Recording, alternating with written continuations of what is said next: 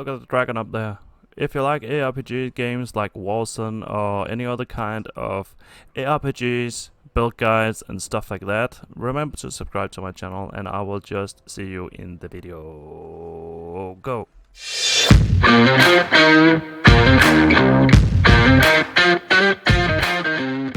Hey, welcome back. This is Marty. Today we're taking a look at a new summoner build here after the release of Rise, the new patch. We have quite a lot of interesting builds that we're able to do, so without further ado, let's take a look at this one. Yeah. Hey, what are you doing? Stand still. Come on. God. Okay. Well, okay. Stand still. Thank you. Alright. So, as you can see here, I am running with Fire and Frost. And there's a reason for that. That is this weapon. You do extra damage on frozen enemies. So, the archers have a chance of freezing your enemies, while the other guys then do 25% more damage, right? But let's start with taking a look at some of the skills and how to play this build. Okay, so we're here in this beautiful setting here. Let's talk a little bit about how this build works. You have Ether Jump as a way of moving around quickly with extra movement speed at the end of the jump. You can see like this. You get the extra movement speed buff, which is very nice. We have Plague Burst with the fire on, and it will leave clouds as well and make the enemies explode while the summoners are killing the enemies. That will deal a great amount of damage. And we have Liver Mortis doing a lot of damage here, average of 6,616 with the lightning modifier on. I'll get deeper into the skills in a little bit later in the video, but we are focusing on elemental damage for all our spells. We have Hunting Swarm with the ice modification, we have Feeding Swarm with the fire modification, and we have Wrath of Bapeth with the shock or the lightning modification on. So basically what I'm doing is I'm holding up Plague Burst at all times, and while we move through the dungeon I just keep it up at all times. And remember to pick up the green globes as well. You get the green globes from the Undertaker node here. We'll get deeper into the skill tree a little bit later in the video, but let's just give it a little go here and you can see what I'm doing. So I'm keeping a Plague Burst. You can see I'm simply just running around here and letting the summoners do the damage while I have Plague Burst on. And you can press the key for Feeding Swarm and Hunting Swarm and they will do special attacks. But as you can see, they're taking down the targets pretty damn easily here. You can also use the Liver Mortis and they will bring up a shield that protects you if you have to stand still for a moment. And if you need to get willpower back, you simply just use Wrath of BOB to get some willpower back. As you can see, it's doing plenty amount of damage as well, and everything is just exploding real nicely. While when we have Plague Burst up at all times, so it's a pretty damn fun build, and I'm really excited for this new patch that's come out.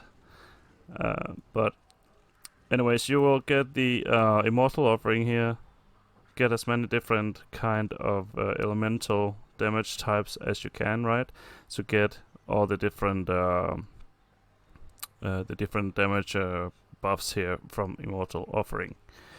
It will buff up your attacks a lot. And as you can see here, if we go, let's see if we just pick up a green globe. I just want you to show you the amount of damage. You can see when you pick up a green globe, you have this green circle around you, and you gain about 30% extra damage when you pick them up. So it's also a little fun way to change your game style. So you have that goal to do to pick up the green globes also. Oh, wait a minute, let's just take this boss down. Yeah, let's see if we can do some damage here on a 91s where... Yeah. Okay, done. Alright, let's get back into town now. Alright, let's take a look at the skills. B.O.B. Wrath of Bad Path. Here we have rapid swings that increases our attack speed. We have knotted ends that increase our skill weapon damage by 30%. Increasing the area of effect. And granting, using Blood Brothers, granting our cells a life leech buff that is very nice. It's also applied to our allies, our summons. Taste for Vengeance increases our damage. And increases our damage again here with Iron Whips. So we bring up our damage as much as we can, and we get the life leech buff on all our allies and ourselves. So I have Feeding Swarm. The first one I've chosen increases our damage with 20%. Increases our damage again 20%. Increases movement speed because these are not ranged, so I would like them to have a little bit of increased movement speed. And the next one here is that they explode when they are killed or at the end of their teleported charge. So imagine you have Plague Burst on, and these guys, you push button number 2, right? And these guys jump in and they explode inside of your Plague Burst, leaving massive amount of damage, right? Increased damage again here, and saturated tissue here with increased effective radius of the explosion goes well with this node up here, and again increased damage. This is the Feeding Swarm. Now let's carry on here to the Hunting Swarm. Venomous Points increases damage 20%. Extra pierce on projectiles. Maximum summons +1. Archer's arrows explode when they hit an enemy. This also goes really well with the Plague Burst explosions. So explosions on top of explosions give you a damage multiplier, right? So this is a very nice thing to use. Summon damage increased 20%. Summon damage increased 20% as well. We are laying around here with 5,000 average damage. The bigger golem here, we have extra damage 20%, extra damage 20%. We have summon damage absorption. They take 15% of the damage dealt to us. So just to help mitigate some of the damage that you take. And extra damage here 20% again. Extra health and extra damage 20%. And extra attack speed, 10% extra attack speed. Remember, when you choose the lightning here, you will get a ranged type of caster, so I think the attack speed is working out pretty well with this.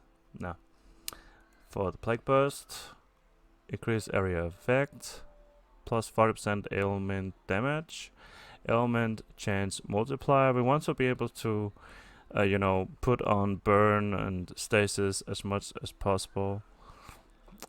Skill weapon damage plus 15%, and some critical chance score here. Increase the damage dealt by Plague Burst explosion for every ailment stack that the enemy has. This also multiplies damage done when they explode, and that's why we're doing so much damage on the explosions, because we're doing explosions up on top of explosions, and with this on top, everything, you know, just get multiplied up, and we do a ton of damage.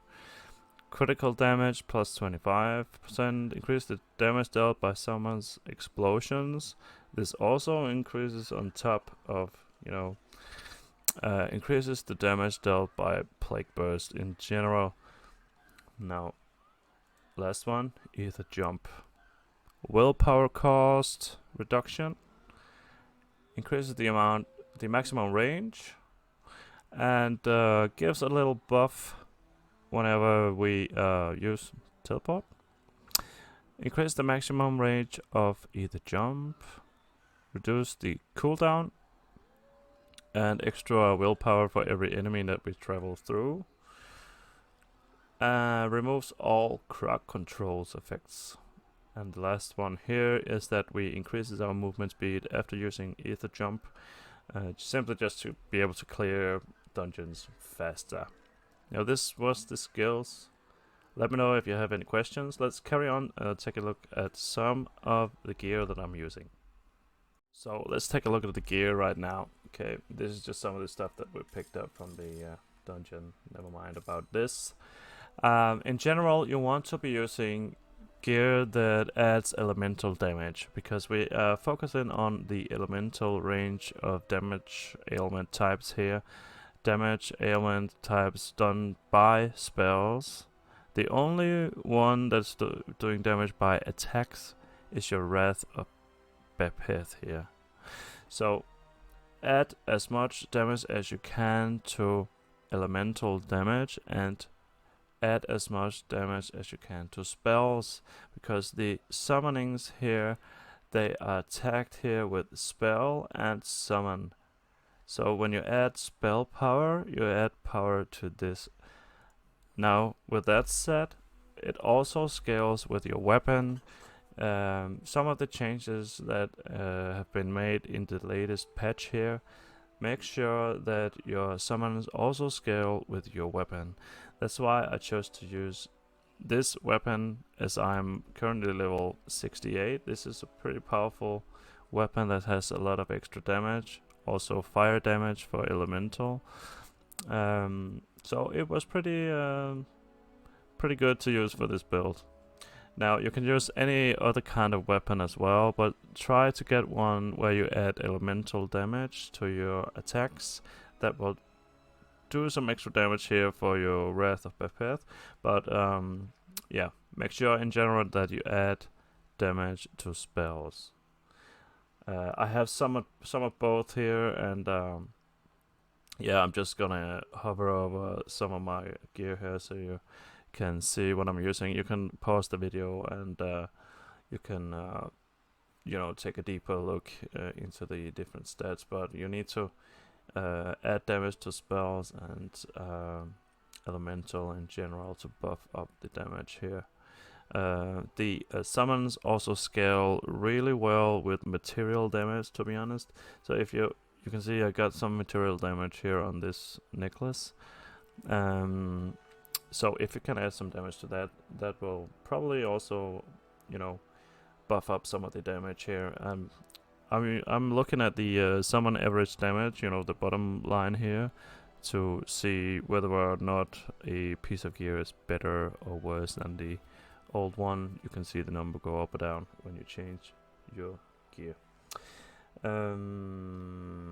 I think that's everything I have to say for gear right now. Use fire damage gems, and you can see the gems here: global life leech, and material resistances is what I am using. The life leech is really good, just for keeping you up, and it goes on top of the life leech that you get from VOB. So with all this said, let's carry on. Let's take a look at the attribute points. So let me share what I have to say here about the attribute system and the attribute points. I've spent most of my points into ferocity to get the spell critical chance, because it's really important that you do some crits. I spent a point into toughness, simply to get my health and force shield up a bit, and I spent 0 points into agility. This is purely from gear, and I've spent some points here into wisdom. As you can see here on the bar, you can actually see, where I've spent the most of my points. But try to get around, this score, 18.5% is pretty good.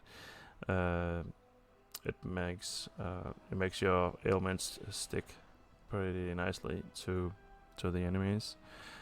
You can see here are my attacks. I'm doing burn and freeze, and my chance on burn and freeze. You can see my burn chance is 26% right now, so that is pretty good. You need to be around 25%, I'd say, to be able to do a lot of damage on the bigger mobs that don't die instantly. You want to apply as many burn stacks as possible onto them.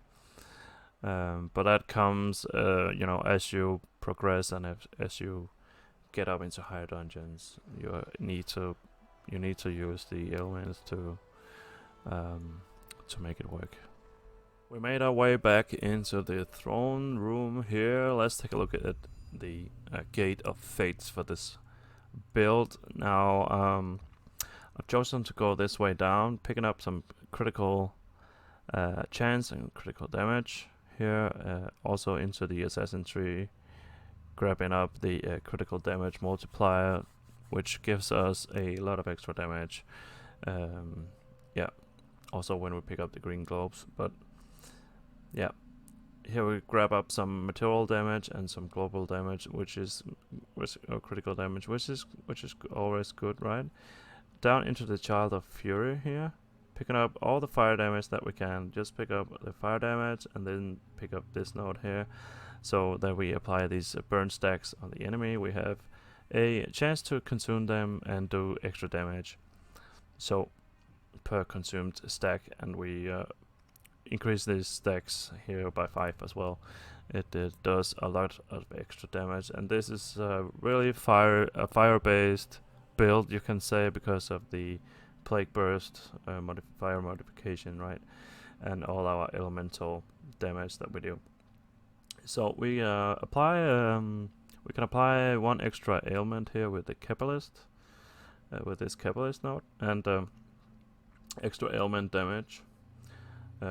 This is something that we need for the higher dungeons. Extra spell damage, and grabbing up the Immortal Offering, which will give us a lot of extra damage from the different kind of ailment types that we apply to the enemies. And this is simply an extra ailment stack here also. Yeah, just to buff up our ailment numbers here. Extra maximum willpower and rage. I find this was necessary because I was running out of willpower a lot while I was working with the build, so I chose to pick up some extra here. And yeah, adding spell power and ailment chance as well. Some cost reduction, and also this 20 willpower on hit is pretty good. Because we have a lot of hits going on from the summons, right? So basically it will, you know, keep our willpower up as much as possible. And then picking up some spell power on our way up here, and then picking up the damage dealt by summons. And this is where I'm at the moment. I need to expand into some of these casting and attack speed modifications here. Extra toxic damage and spell damage will buff up even further when you pick up the globes. And yeah, this is how it's looking right now, and I think that we will be able to, you know, make it even better soon. If you have any suggestions for improvements, just let me know. No problem. And yeah, let's carry on. So basically, I think that's all I have to share really about this build, but let's just head into another dungeon here. This is Sun 97, and let's see if we're still able to do a little bit of damage and have some fun here. Now, oh, remember to pick up the globes, pick up the globes, and watch your stacks. Another thing that I just remembered is that when you pick up the globes and you get this green circle around you, you're also able to apply the toxic ailment type, which increases the damage even more from Immortal Offering, right? So that is really nice. But yeah, I'm having a lot of fun with this build, and I know that you will too. And if you're looking for a you know, a fun build to try with the new summoning stuff, this is definitely a good way to get by and try some new things. And yeah, I will just let you guys go, and remember to subscribe to my channel and stay tuned for the next video, and the next build guide is just around the corner, so I will just see you guys there. Alright, bye bye.